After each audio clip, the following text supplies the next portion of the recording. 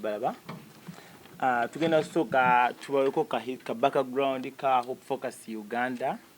Hope Focus Uganda, it's a male sex work lady organization. Kibina ky'abaami banneekolera gyange. Ng'emirimu gino teturecruitinga nti muntu ajja akole ki atujoyininge. Wabula tukolagana n'oyo yeetengeredde nga yeeyingira ku choice ye. Nga yakola ki yeesalirawo nga ye, wabula ffe tetukola ki. Tetuyigiriza bwana buto nti jangu okole sex work. No. Kisonge ky'abaami abatunda akabozi ku kkubo nga nze. Yeah. Focus Uganda as an executive director. Kisonge ky'abaami abatunda akabozi ku kkubo era nga ndi mwami atunda akabozi ku kkubo. Nkadde ndi mwami atunda akabozi ku kkubo. Era ngenda kwogera ku bintu bisatu. Ngenda kwogera ku by'obulamu, ku mateeka ne ku COVID. Kansooke ndoza ne COVID. COVID atuchallenginze nnyo nga banneekolera gyange. Yajjira mu kaseera kazimu tetukyakola. Ebifo bye tukolera mu kimanyi bulungi ffe tutera kolera mabaala maloogi nti bikyali biggale. Kati ate n'abakuumaddembe ne bakozesa omukisa ogwo okukola ki? Okutukolako ennyo violence. Tufunye violence nnyingi nnyo mu COVID-19. Abakyala bakola ki? Bakwatibwa. Bwe bawulira nneekolera gyange nti bayimiddwali bakubibwa. Tulina bannyinaffe abali ku zi borders. Abo bayisibwa ddala bubi nnyo, mwe bamu ku baabikwata babambudde, ababasanze mu kirindi oba bafunye waka bakolera, oli afunye customer amuleese, ne bamukwata ne batwala, poliisi ebakubye. So violence nyingi zitu affecting bwe zityo. Twatuka ekiseera nga banneekolera gyange nga n'okufuna ekyokulya talina. Gavumenti egabye emmere ne twabula yagamba emmere y'abanneekolera gyange yino mugikime. Niwe bagenda nga bagigabira nga bwe batwaza misinde eti abo bamala tetujja kukola ki? Tetujja bbawa mmere. Naye ng'ekyo kikola si kirungi. Bwe tunadda ku ky'ebyobulamu nti amalwaliro agasinga weesanga banneekolera gyange tebagaana kutusembeza. Nojja n'akubuuza nti ono nneekolera gyange akusenza luti ng'ate kikolwa kibi nnyo. Nange nina okusavinga kubanga ffenna tegaligamba we are all equal. Nti nzijanjaba nga bwandi nga bwenzize. Ekyokuba nneekolera gyange kiteeke ku bbali. Nzijanjaba ng'omuntu nga wandijanjabye Asumani omulala oba Shakira omulala atali nneekolera gyange. Nange bwe njagala nzijanjabe. Ate n'oyagala okumpa service ate n'ombuuza okozesa abasajja bammeka olunaku. Really nga tokimanyi nti kugambye ndi nneekolera gyange. Lwaki ombuuza nti kozesa abasajja bammeka olunaku? Ekyo nakyo tetukyagala. Ekyokulala kiki kyakityalenzinze nnyo. Tulina kesi y'abannyinaffe ndowooza mwagira baagikwata be bakwatira mu sex party. Kesi yatutyalenginga nnyo nti okutta abakazi 13. Otugamba otya nti abakazi 13 baali bokka, abasajja balwa, abasazi baali beekozesa bokka. Temala babasanze eggulye mwali teeka nti amaya mwabasanga bali kirindi mu room. Ne tubabuuza nti poliisi abasajja mwabateeka wa? Era kimwaga otugamba abakazi baali bokka, beeguza bokka na bokka, tetwakitegeera. Then ekyokulala.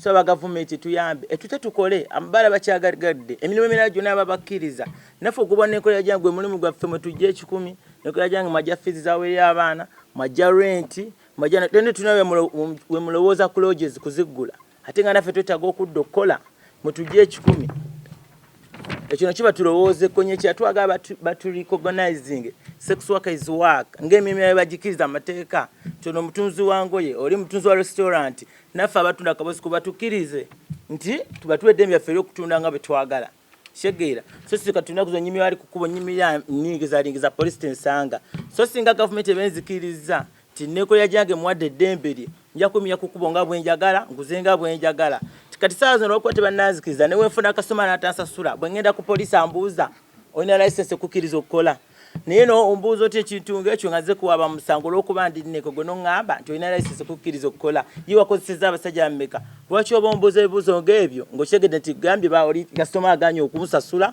ate gwe n'ozizzamu ebyo ebibuuzo nti olina license really kati so gavumenti bwe nebekkiriza ne recognizing nti sex work is work tujja kuba tukola kyere violence zijja kendeera amalwaliro tujja ku accessinga services nga bwe tuzaagala naye oli tajja kumbuza kozesa abasajja bammeka ng'akimanyi ogwo mulimu gwange ekyo kitwetaaga naye nga ffenna ekyo tutaaga violence zikendeere abamawulire mwe mukyasinze omuwulira nti wali malaya bamukubye oba nneekolera nti kyemwamanya okukozesa nti omukyala bamukubye wali bamukwasidde mu loogi abanyira kasoma ne mujja ne mugakubanga maga malaya bamukubye so wadde babeera bamukubye naye mukoleko interview manye yafudde ku ki bamukubidde ki muleke kukisoosowaza ba local council leaders aba LCs mwe baleetere emisango muleke omusango gwa Nekolera Jange nga bw'okwata ogwono omulala oba nga okwata ogwa mutani bw'ogwani ne Nekolera Jange bamuleeta mu handling nga bwali ekyo bwa Nekolera Jange kiteeke ebbali niye muwe service kuba gwe abantu babalonda mukole ki mubawe service wajja gy'oli muwe service owa police Nekolera Jange wajja tomuma police bond olw'okuba Nekolera Jange gimu olw'okuba naye muntu human being nga wandigiwadde omulala atali Nekolera Jange niye bw'oba ogimuwa bye byange byekutwaliza wamu kati ebibuuzo twaga gavumenti eggula amabala ate kye twasinza okwetaaga kyamabala nga kyandize ku bbali recognizing sex worker is work to decriminalize us sex worker is work mulimu ng'emirimu emirala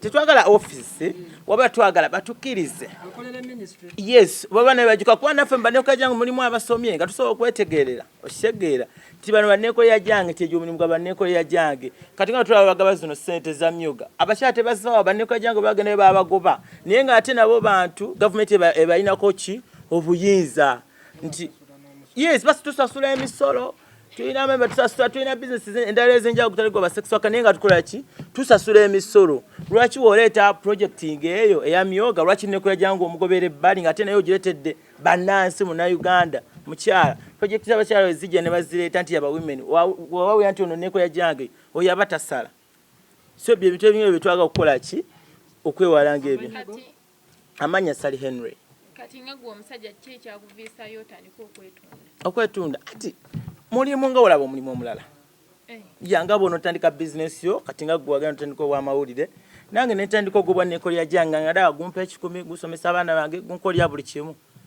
kati bazadde bo bakiraba batya tebalina buzibu na sex worker wange yeah that's my job tebamufunamu kuba tebateekawo nti bafunamu nze mufunamu nti ndabirira abaana bange sokulabya family yange sokusomesa buli kimu kyenjagala sokwekolera buli kyenjagala nga sente zijje mu sex worker singa gavumenti eba tevuddeyo esigadde ebagaddewo kikyemuza esigadde tugalawo era tujja kwemulugunyamu tukole mu demonstration ali peaceful tulaga obutale bwemativu bwaffe nga tuyise mateeka tukyasobola okugenda oba netugamba katugenda ku parliament netujja netusimba amakanda titwagala etteeka lya Nekolera Jange litye nti Nekolera Jange mubakkiriza sex worker akole kyakolenga bw'ayagala ate nga tomutaddeko limiti nti akole ate nga gwominako limiti nedda twagala tuwedde byaffe oluyo bwebange nga Nekolera Jange oyina abaana nina abaana 3 nabo bakimanyi nti okola obwo yes gavumenti yagalawo lwoki mukolera wakati tukolera wa ate tetukyakola lwasonga lwogi bakibakola ki bazigalawo kyekyo lwaki tuvule tubagamba nti naffe batugule batulowoozeeko nga balowooza ku mirimu emirala nti ne banneko gye bali baagala kukola ogambye Nekolera Jange naddala muli basajja yes gavumenti erina emize gyetakkiririzaamu emize nga ki nga olaba abantu abali ebisiyaga yes kati bweraba omuntu nga Nekolera Jange naddala nga musajja eyinza omutwala mu pipeline bwetyo omusajja emutwala mu limelight bwetyo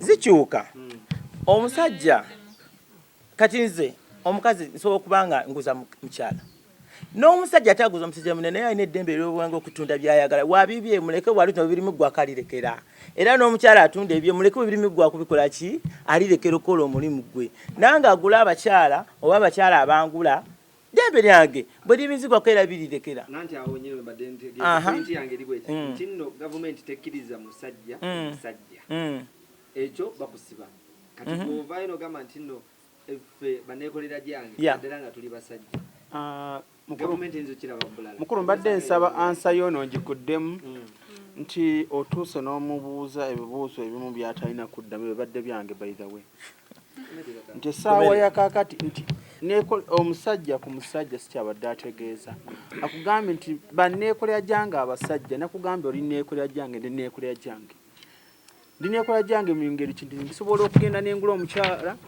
n'omukyala nangula that is Nekolera Jange so wanga kuli nga wali n'omusajja naye agula musajja munne naye eryo ddembe yamanyi bwe limigwa kalirekera okitegedde ekyo tekiriyo era bw'obanga sijja kwawukana nnyo ne munnange Brian thank you so much olunaku olwaleero lunaku lwa kuza olunaku lwaba female sex worker male sex worker nti lunaku lukulu nnyo mu nsi yonna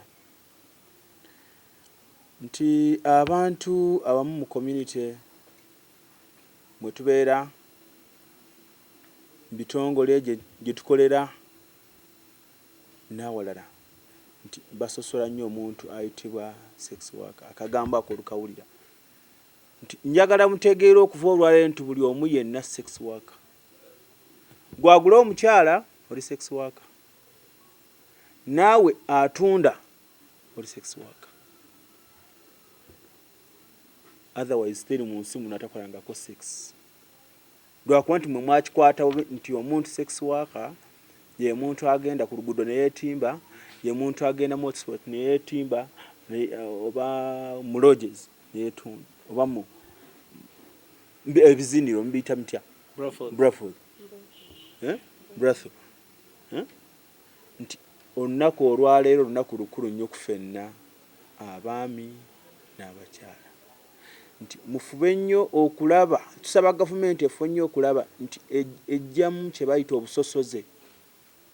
Nti omuntu bw'aba avuddeyo n'ayogera nti nze ndi kino, ebeere free nakyo. Nti ffe nga ba male sex worker tetumenya mateeka. Male sex worker tetuli bazzi ba misango. Male sex worker nti naffe tuli bantu ng'abalala. So tusaba nti gavumenti ekintu kino ekimanye nti naffe tulina omusaayi, balekerawo okusosola abantu abali mu kikula bwe kityo. Ne batuuka n'obatuusaako obulabe. Abamu babatuusaako obulabe lwa kikula kyabwe. Njagala mutegeere nti okuba nti nze nazaalibwa ndi musajja naye ng'entambula ya kikyala, mbasazza musango. Oba nga nakulanga mukyala, mbasazza musango. Bwe nti bwe banzaala. So tusaba gavumenti emanyi nti abantu abo nabo gye bali. Ndi sikyakulabirako, si bwe ndi, nendi sikyakulabirako. Nti bangi nnyo abali eyo abatulugunyizibwa lwa kikula kyabwe. Ne basanga like omukyala nga ye embeera zonna za kisajja naye ne bamutulugunya lwakuba nti ekyo kyakola kikyali. Nti njagala bategeere, gavumenti etegeere nti omuntu bw'atyo bw'abanga bw'asazeewo yo okubeera nga talina tteeka lyamenye, emuwa eddembe lye asobole okweyagalira mu nsi ye, basobole okweyagala ng'obulamu bwe bukola ki nga bw'abuulira. Ndeeno ekirala kyenyinza obbagamba nti ne mu malwaliro agamu gasosola. Female sex worker, male sex worker, transgender and others, drug users, babasosola mu mbeera eteetaagisa. Nti ekintu ekyo si kirungi nnyo nga bamanyi nti ssemateeka 1995 alagira nti buli muntu yenna ali mu ggwanga lyaffe Uganda alina okuweebwa obujjanjabi, alina eddembe okuweebwa obujjanjabi. Oba afaanana atya, oba mulema, oba muddugavu, oba muzungu, oba ali atya, oba ali atya, oba kikula ki, alina okuweebwa obujjanjabi.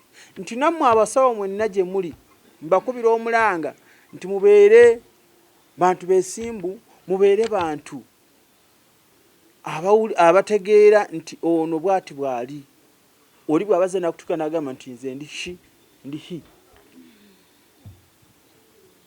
beera free naye. Nze kye siwagira kiri kimu kyokka oba bintu bibiri. Siwagira muntu we basanze n'omwana atannaweza myaka 18. Ogwo musango era bwe mba nguwulidde n'obuba ng'oli muganda wange nga bakutte n'omwana atannaweza myaka 18, awo nteekako nsayiningako omukono ne bakutwala mpaka ekitalya. Era nti buli amanyi nti ali eyo nti agenda kwerimbika mu kifaananyi ekyo akozesa abaana batanneetuuka atannaweza myaka 18 lumukeeredde. Omuntu owookubiri amanyi nti agenda kutulugunya ddembe lya Munnayuganda yenna limukeeredde. amanyi nti agenda kutulugunya eddembe ly'omukyala neekolera jange. Poliisi abamu bamanyi okugamba nti neekolera jange zisisobola kukola ku musango gwa Neeko. Ne weewuunya Neeko talina musaayi. Gwe omupoliisi, gwe omunnamawulire, gwe pulezidenti w'eggwanga, sipiika, saabalamuzi, mwenna mwazaalibwa bakyala. Nga bwe tubona ffenna twazaalibwa bakyala.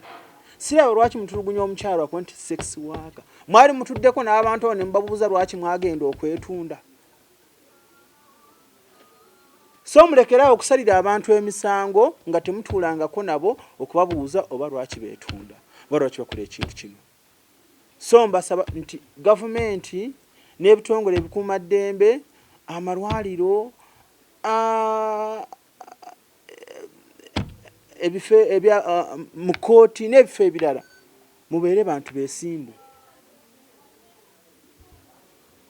mubeere bantu ba kisa, mutegeere nti nabo bantu mbawe eddembe lyabwe. So bwe tunasiga nga tugenda bwe tutyo tujja kuzimba Uganda nga bwe yeetaagisa. Otherwise ebigambo byange si bya bingi ennyo, by'ebigambo byange eby'olunaku. Omulimu gw'aba sex worker nti tukuza olunaku lw'olwaleero nti lunaku lwa nsi yonna olujaguza emirimu abasajja abakola omulimu guno ogw'aba sex workers. Ba sex workers bonna abasajja n'abakyala, but okubeera nti ffe abatudde wano we are male sex workers, nti twegasse wamu ne emitwalo oba n'obukadde bw'abantu around abeetoolodde ensi yonna tibakola omulimu guno, nti tugezaako okulaba nti tusaawo awareness eri abo baganda baffe abafunye obuvune obuzibu nga bava ku mulimu guno ogw'obwa sex worker, nti bakola emirimu gino mu bugubi obutenkanika, ng'obuzibu obusinga tusinga bujja kutuusa amateeka, abakwatisa amateeka nga police ne ba clients baffe, oba n'ebiseera ebisinga ne abantu mu society gye tubeera mu bitundu gye tuva abagezaako gamba mbu bagezaako okuggyawo ekibi ekiriwo eky'abantu abakola omulimu guno, nti tugezaako n'okuggyawo egyo okusosola okutuboola mu mirimu gye tugenda, nti ne bw'oba oli akulabye nga olina ky'okola ekirala oba n'akusanga mu kkubo akutunuulira ng'agamba oyo yeetunda. So tugezaako okulaba nti tugezaako okuwa abantu, okulaga abantu nti omulimu gwe tukola sigamba mbu tugukola nti oba tewali mirimu mirala, naye naffe twesanga nti gwe mulimu okukola ki? Nti mulimu, nti gwegwo omulimu gwe twasalawo okubeera tugukwasaganya. Ate ne tugezaako okulaba nti twengeje, tugezaako okulaga oba okusomesa oba okubuulirako abakulembeze abatwala naddala mu mateeka ne ebyobulamu nti omulimu guno ogw'aba sex workers oba abantu abakola kyebakazaako obwa neekolera gyange, nti nabo bantunga abantu abalala, nti nabo balina eddembe lyabwe ery'obwebange, nti tebalina kusosolwa because naffe tulina eddembe lyaffe ng'abantu, nti olunaku luno olwa International Day to End Violence Against Sex Worker lukuzibwa nga 17 December okujjukira abo abakola abagukoze n'ababeerawo ababaddewo okulwanirira eddembe lyaffe abakozi b'omulimu guno, ate n'olwaleero tujjukira n'abo bannaffe abaatufaako okuva mu buzibu obwakuba nti battibwa community ebifo gye bava, society, police office, abamateeka, families nti abamu battiddwa olw'okuba families ze bavaamu, abamu nti bafuna ne okulumizibwa, simanyi trauma oba bakyogera batya, mu mulamu bwabwe nti oli n'abeera nga abadde ku bulamu bwe bukyuka, omulimu gwa abagukola nga agwagala, naye buli bw'otuula eyo oli ng'akutunula bubyo abakwogerako, obwongo obulina kye bufunako nti n'obeera ntokyabeera naye bagamba mbu toyala. Ekigambo kinyinza okukozesa nti kyekyangu, toyala mu banno, toyala mu bifo by'okoleramu. N'olwaleero era tugezaako okugatta eddoboozi lyaffe ku bantu abalala ababaddewo nga balwanirira omulimu gwaffe guno, nti bino ebibiina nti Hope Focus eriwo nti it is a sex work, kibiina ky'abaneeko abasajja naye nga kyekikwataganya n'abasajja abalala bonna abakola omulimu guno. Tetugamba mbu oba musajja akola ki, bayinza okuba nga waliyo abasajja abakola, abantu bagamba nga balina emirimu emirala gye bakola naye ng'ate nakyo bafuna akade ne bakola ki, ne bagwetaniramu. So kyetugezaako okulaba nti ne bwe tuba nga tugenze mu mateeka nga decriminalization, simanyi bwe nyiza kinnyonnyola, naye nga etteeka eriddiwo kati at least bwe liba nga bakyogedde temukitubasalira musanga abantu. This is a job. It's a job people are doing. Thank you. We have a statement which was written regarding International Day of Ending Violence Against Sex Workers. I'm going to be reading what has been written down here. Male sex workers are part of sex working community worldwide and well known for our sex work activism. Thousands, if not millions, of us earn a living by engaging in sex work. Male sex workers have faced violence, and most of us have lost loved ones who are involved in the sex industry due to the laws that criminalize sex work and fuel stigma and discrimination. The risk of violence is a daily occurrence for many male sex workers around the world. Violence often stems from the police and the law enforcement, abusive clients, or vigilant citizens trying to rid society of what they perceive to be undesirables. Pushing through this criminalization, sex industry, sex workers are exposed to discrimination and stigma, gender-based violence, as well as clandestine, dangerous working conditions. Security and health matter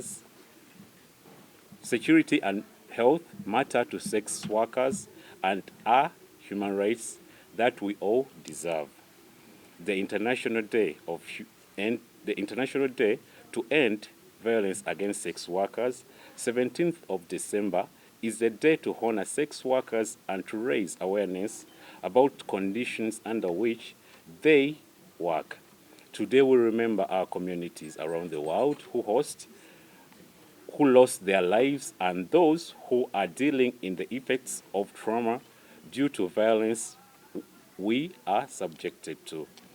We join the voices of sex workers in the diversities and sex work-led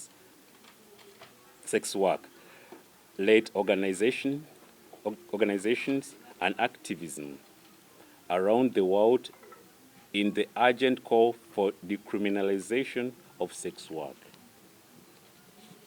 That is.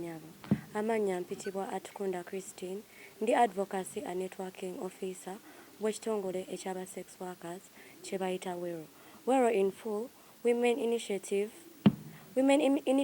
for Emancipation and Renaissance Organization. Fena tukimanyi nti ssemateeka wa Uganda owa 1950 Penal Code Act illegalized what sex work. Kyova wadde wabeerawo incidences nyingi eza violence. naye nga ono violence abeerawo omungi era ajja nti lwakubanga ssemateeka waffe amateeka ge tulina ge galeetera ffeffe nga banneeko obutabaako kale na budduukiriro. For example, waliyo nga Anti-Pornography Act, waliyo the HIV Prevention Act. Ezo zonna zonna tezituukiriza kubanga era buli muntu abantu abasinga bamanyi nti ffe nga banneeko tuba tuli balwadde, tulina endwadde ez'obukaaba kwegamba nga siriimu. Ate kati kale kiba kibanguyira bulungi nnyo okututwala mu mbuga z'amateeka okutusibisa awatali musango nga batunenya emisango gye tutakoze ki gye tutazizza mu nsonyi Oluganda lumpa obuzima. Yes. I think I'll end there for now. Also, the government should also revise the laws that govern, for example, like mirimu. Waliwo acts nyingi nenge singezo acts like sex workers tetuli catered for in those acts, like the Employment Acts, waliwo zino HIV Prevention Acts, waliwo Anti-Pornography Acts. All those acts kale like zitunyigiriza nnyo nga sex workers. Singa government esobola zitunamu nesanga a way forward of fixing us somewhere in the what? In the law. Yes. Kyala abalina akawuka ka mukenenya abasosolebwa mu community. Mbadde mbasaba nti government eveeyo erwanirira abakyala abo abasosolebwa. Nti omukyala bagenda bamukwata bamutwala mu kkomera, olumutuusa mu kkomera ne bamucunya ne sekucunya yenna n'eddagala ne bagaana oddimutwalira. Olutuusaayo kuliko bye baatwalira eddagala ne balimugobya. So bambe ebiseera ebimu ne bagenda okuva oluva mu kkomera okudda ewaka ng'atuuka ewaka ng'afa nga tumuziika. So mbadde nsaba gavumenti ebeere free, abakyala bakkirize ng'eddagala lyabwe baakutta batwala mu makomera basobole okukola ki okufuna obwenkanya mu byobulamu. Kaliba Stella, and I am calling Chitongole UNESO, that is Uganda Network of Sex Work-led Organizations. Chitongole coordinating oba ekigatira awamu ba ebitongole by'abanneekolera jange mu Uganda. Chitongole oba gye tuyita network ereeta ebika by'abanneekolera jange in their diversities. Mu diversity ntegeeza kiyinza okuba kitongole ky'abakyala be bayita ba female sex workers, kiyinza okuba ekitongole ky'aba male sex workers, ekitongole ky'aba transgender sex workers, kwegamba ekika kyonna naye nga batunda kaboozi kyenyinza okugamba.